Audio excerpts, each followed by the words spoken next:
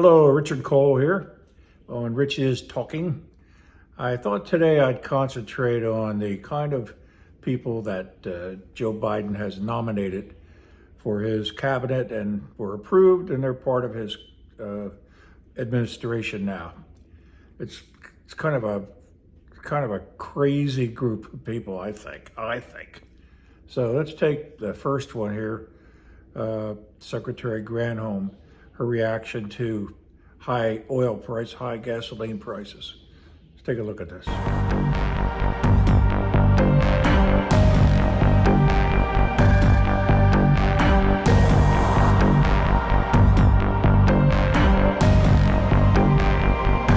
What is the Granholm plan to increase oil production in America? Oh my God, that is hilarious. Would that I had the magic wand. Every time I fill up, it's close to like $80, $90. How do you feel about that? It's making me broke. Oh my God. If I'm not making a certain goal for the night, I don't have enough for gas tomorrow. And then I have to eat into my own general family budget to put gas in my car for this job. Oh my God. I mean, it's hard to make plans when you've got an administration that's trying to crush your future. Oh my God, that is hilarious.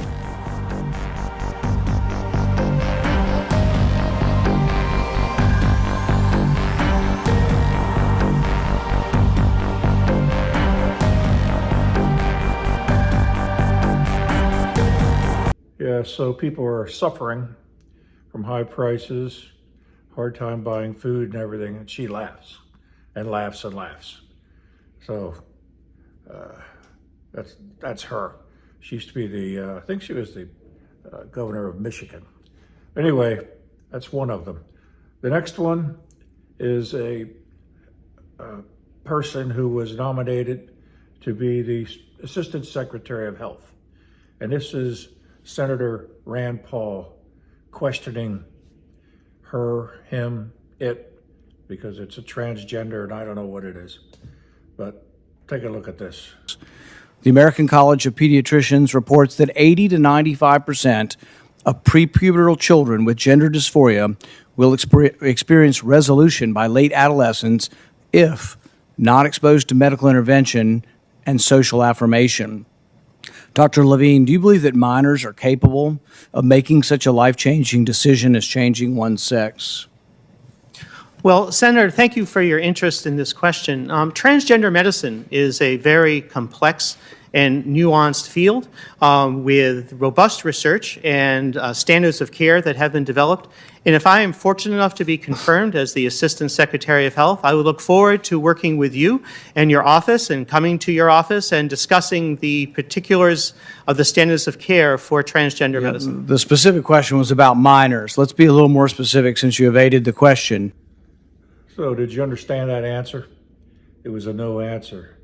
But Senator Paul decided he's going to ask it again in a slightly different way.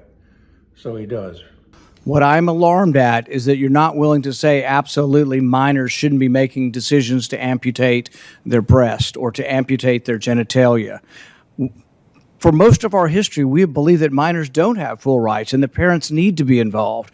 So I'm alarmed that you won't say with certainty that minors should not have the ability to make the decision to take hormones that will affect them for the rest of their life. Will you make a more firm decision on whether or not minors should be involved in these decisions? Senator, transgender medicine is a very complex and nuanced field, and if confirmed to the position of Assistant Secretary of Health, I would certainly be pleased to come to your office and talk with you and your staff about the standards of care and the complexity of this field. Let it go into the record that the witness refused to answer the question. The question is a very specific one. Should minors be making these momentous decisions? For most of the history of medicine, we wouldn't let you have a cut sewn up in the ER, but you're willing to let a minor take things that prevent their puberty. Well, you see, you can't get a straight answer out of that person. I have to say person. That's probably a proper pronoun. So that person was nominated and the Democrats all voted in favor. The Republicans all voted against, but the Democrats have one more, I think, seat in the Senate. So Shiit was confirmed. Shiit. That's where we are. The next one I'd like to show you is our vice president. Again, the stuff that she goes through when she's talking. Watch this. We all watched the television coverage of just yesterday. That's on top of everything else that we know and don't know yet, based on what we've just been able to see. And because we've seen it or not doesn't mean it hasn't happened. But just limited to what we have seen. What? What was that? I have no idea what she said. Can you imagine her negotiating, if she was president, negotiating with one of the Arabs in the Mideast or with a Chinese presidency? I just can't imagine her being president. So anyway, the Biden administration, this is part of the diversity thing, all of these. They'd have to have a woman, they have to have a transgender, they had to have a black woman as vice president. So they did all of that. And if you remember when they were nominating all these, it was always, this is the first of this is the first of that.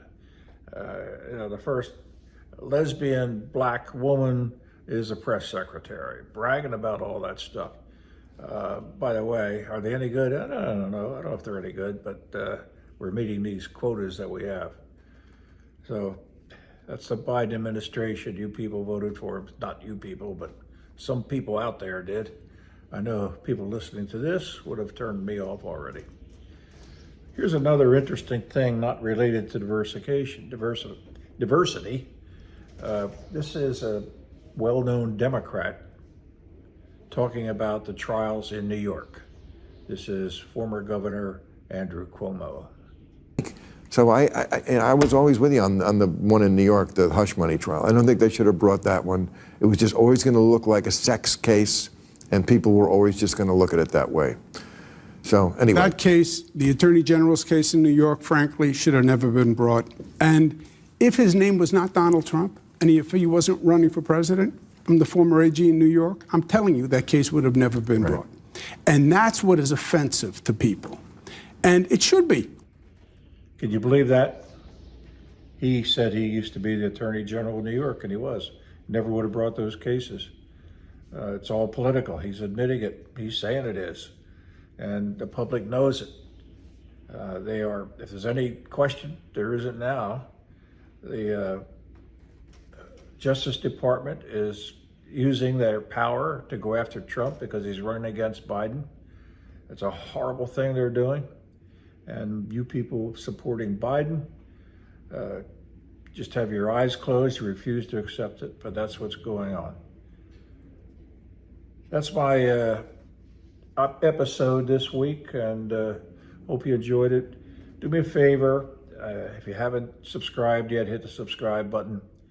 And it doesn't cost you anything. It will just let you know when I have another episode out. Okay? Bye for now.